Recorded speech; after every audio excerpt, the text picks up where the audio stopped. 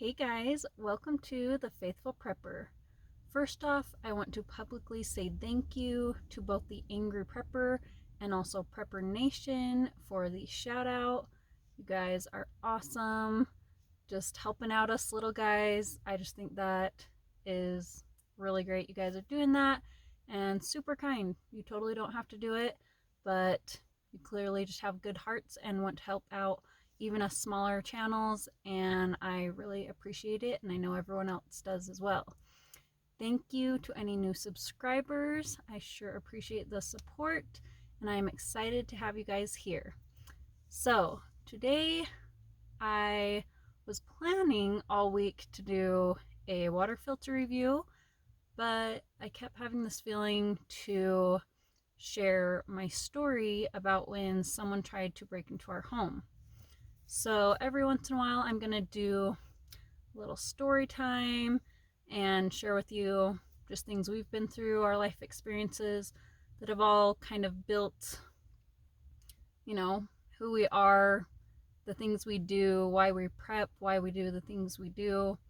Because obviously, experience is the greatest way to learn. When you go through something, that's how you learn the most. So I feel like maybe sharing some of my experiences with you guys, maybe that will help you to learn or to get you thinking how you would handle something instead of having to go through it yourself. Maybe you can learn through others' experiences or mistakes. So that's why today I'm sharing this story with you guys. So the story starts about 6 years ago. We had just moved to Missouri. My husband got a job offer in Kansas City, and we were looking for a home out there. And as we were searching, we found this fairly cheap rental home.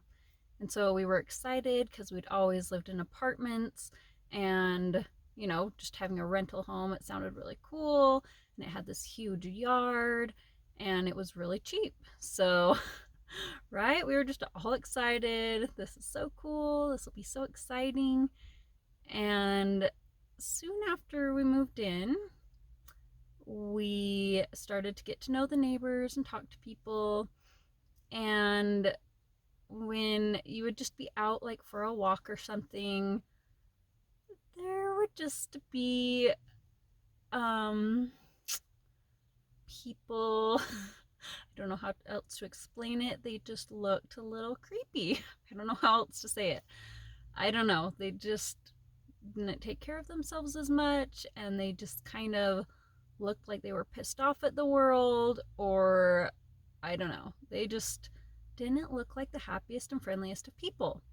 So I promise, guys, I'm not a judgmental person. I'm just saying, like, there's just an energy, there's a look to people that they just kind of look creepy sometimes. So I tried to ignore it. We tried just not to think about it. It's like, oh, whatever, we're not judgmental people. It's all good. So the first little experience that happened was our friend had given us one of those little red and white cars, those little, they're like little tyke cars that you put your kids in and push them around. We had a little 2-year-old son and a newborn daughter at the time, and I had left his little red car out in the driveway. Now the driveway was like one of those circle driveways, that you pull through, and so it was kind of away from the road. I didn't put his car out on the road on the side that it was for free or anything like that. It was closer to the door, literally right between the door and the driveway. And one day I was doing dishes, and I happened to see something out of the corner of my eye, and I look out the window, and a woman is picking up my son's that little car. And I am just like, no way, is this chick trying to steal his car right out of our yard? This is crazy. And because it was a woman, probably 40 or 50-year-old woman, I wasn't threatened or scared. If it was a man, it would have been different. I'd have just let him have it. But you better believe I ran out there so quick, and I just yelled out to her because she was almost to her car by then. I'm like, hey. And she turns around. She's white as a ghost. And I'm like, can I help you? And she just looks at me and like is panicked and doesn't know what to say because I've clearly caught her stealing our little son's car. And so she just starts like babbling and she can't even talk. I thought this was free. I thought you were getting rid of it. Like, yeah, it was sitting by my front door. I want to get rid of it. This new nice little trike or car. And so I just nicely told her, I'm like, yeah, I think my son would be really sad if you took his brand new car away from him. And so she just, you could tell she was just so embarrassed, you guys, which is good. At least she wasn't like violent or crazy or anything. And she was just like, oh, I'm sorry. Yeah, I'm so sorry. So she got in her car and left. So that was like our first little experience. I'd never had anything like that happen. It's just kind of crazy to me. I think we as good people, we just like don't even, we can't even fathom that, like going up and stealing from someone. And so I don't know, it's just like a big deal when it happens to you because you would never even think of doing that to someone else. So I just like assume the best of people and that everyone, no matter their past, no matter their mistakes, like I believe everyone has goodness in them. And so these kind of things just kind of, even that simple as trying to steal our little toy car, disheartening to say the least.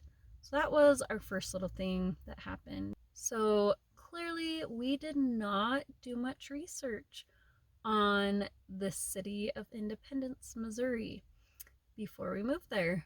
Because once we were there and after our little car incident, um, I began to look up like the crime in the city, and I was like, oh, that's cool. Yeah, it's a pretty high crime city. And kind of started learning things like that. And I remember talking to our neighbor just behind us and, just telling her like I was so shocked that this would even happen. I've never experienced anything like this.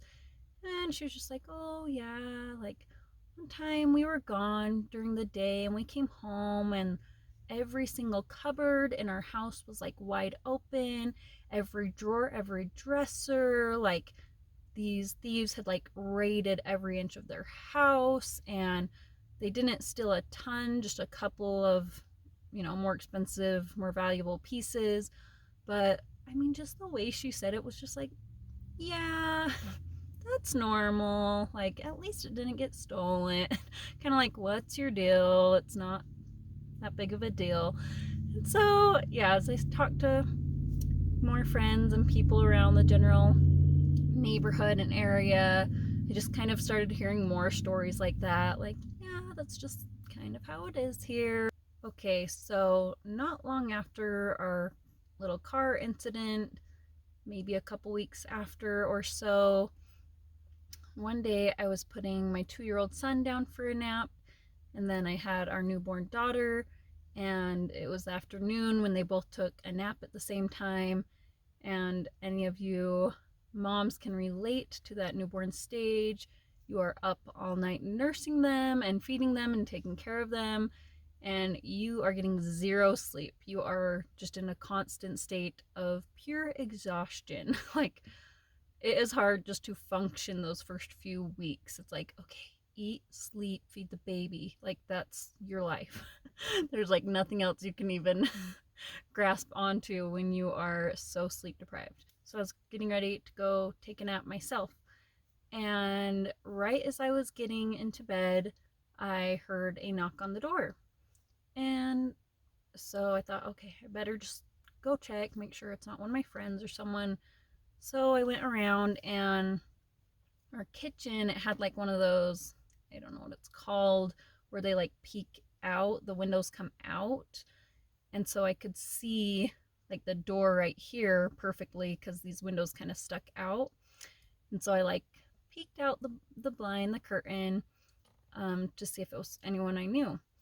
And it was no one I knew. It was some guy, and he, if I remember correctly, he had like a clipboard and maybe even a lanyard.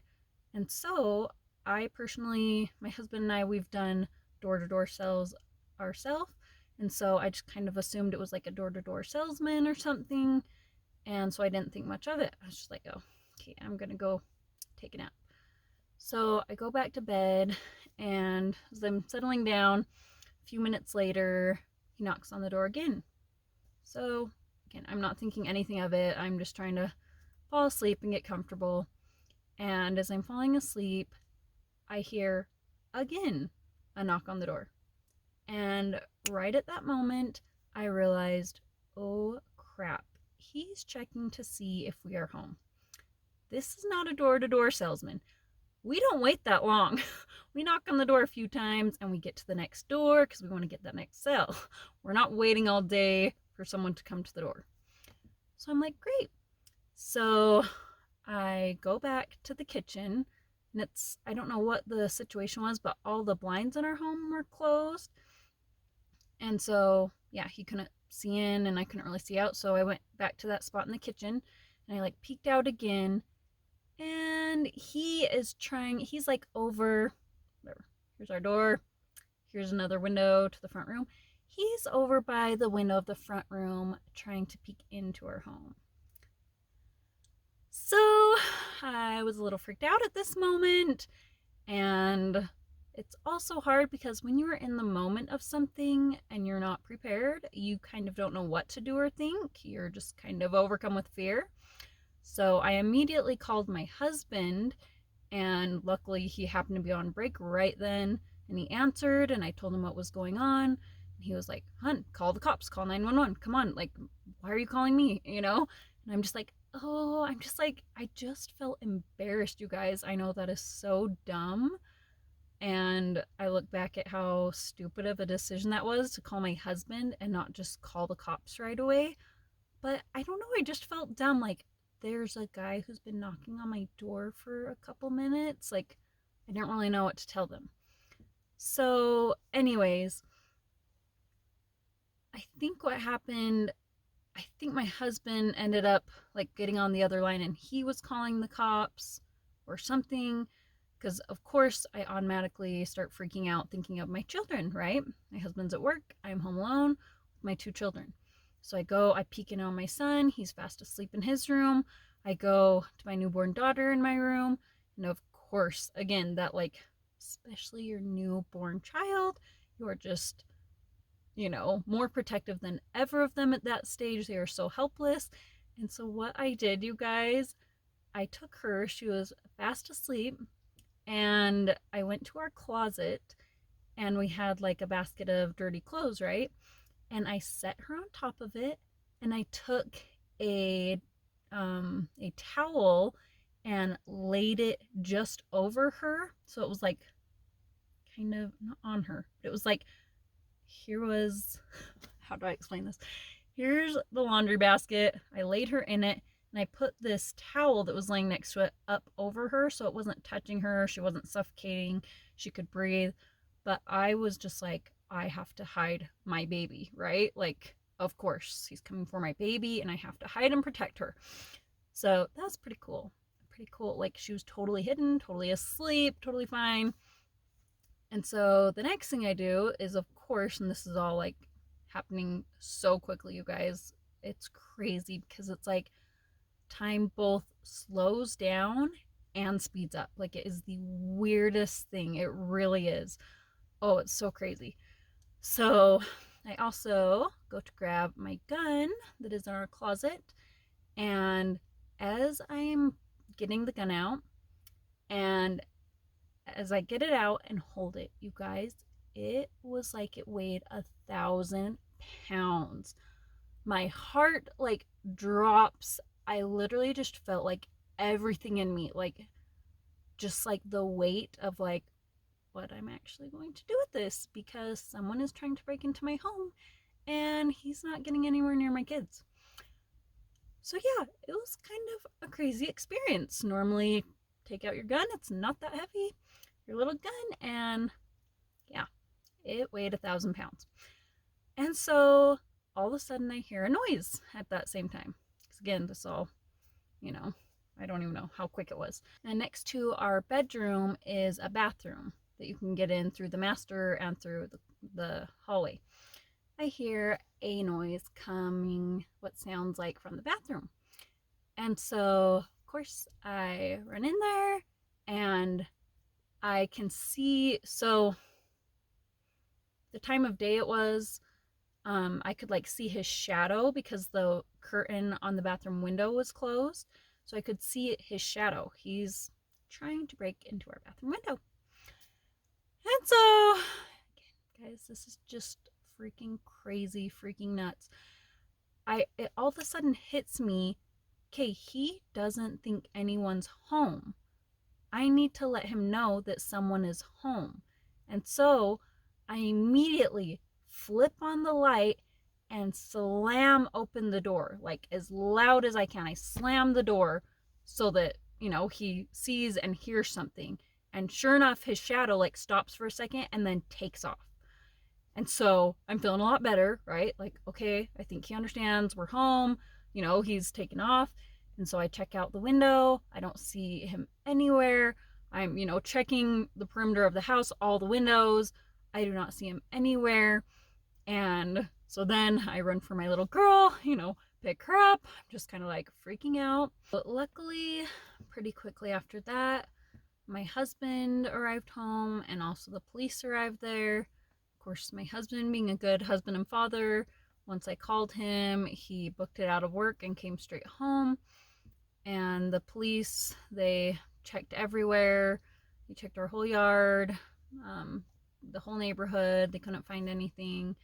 And it was nice because they had like whatever, an extra cop or two that would drive through the neighborhood throughout the next few days, just to give us more peace of mind. And also, they said it's also good because sometimes criminals do try to come back again. And so they wanted to like let him know, like, hey, we're in the area, we're on to you. And so that did help bring a little bit of peace of mind. But I think it happened on a Thursday. My husband, of course, took the rest of the day off work. And then he took Friday off. So then he was home for the weekend. But you guys, I was seriously terrified after this experience. I was so paranoid. Like, I constantly was looking out of all of our windows, checking the perimeter of the house, making certain there was no one out there. I could like not sleep at night, which I already couldn't sleep because I was nursing my newborn. I mean, I got like no sleep ever, so you're kind of going crazy just on top of everything, being so sleep deprived. And yeah, luckily we were able to get that dog maybe a few days or so later. So that did help, but still, it's just kind of freaky. And we didn't think at the time that we were able to qualify for a loan for a home. And luckily, we just prayed our hearts out and things ended up working out. We were actually able to move about an hour or so north of where we were. And it was so worth it, you guys. Nothing is worth your safety and your children's safety. Nothing is worth it. My husband had to commute like 45 minutes, 45 minutes to work and 45 minutes back every single day. But it was so worth it to us to be in a safe area, a safe neighborhood. Of course, this time we actually checked all the records and statistics of our neighborhood and area, for crime, for registered sex offenders. Because, yeah, later, of course, after the incident happened, I looked up and sure enough, there were tons of registered sex offenders and child molesters, literally within I can't remember. It was within a half mile of our house or something crazy. I was like, are you kidding me?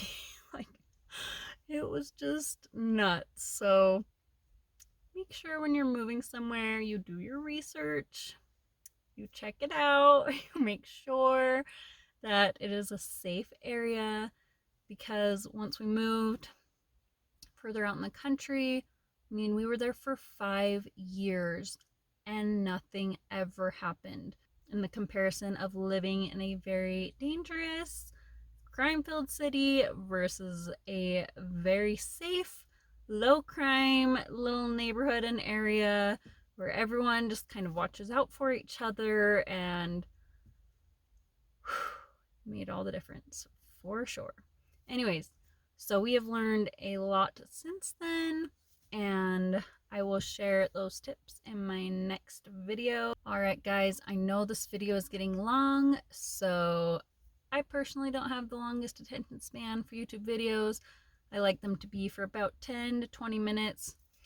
If it's longer than that, that's a big commitment for me. So I will stop this video and start filming my next video on how to protect your home and families from criminals. If you guys have liked this video, go ahead and give it a thumbs up. And of course, if you haven't already, I hope you subscribe to this channel. You can even click on the bell to be notified of every new upload. As always, hope for the best, but prepare for the worst. Thank you for watching, and I will see you next time.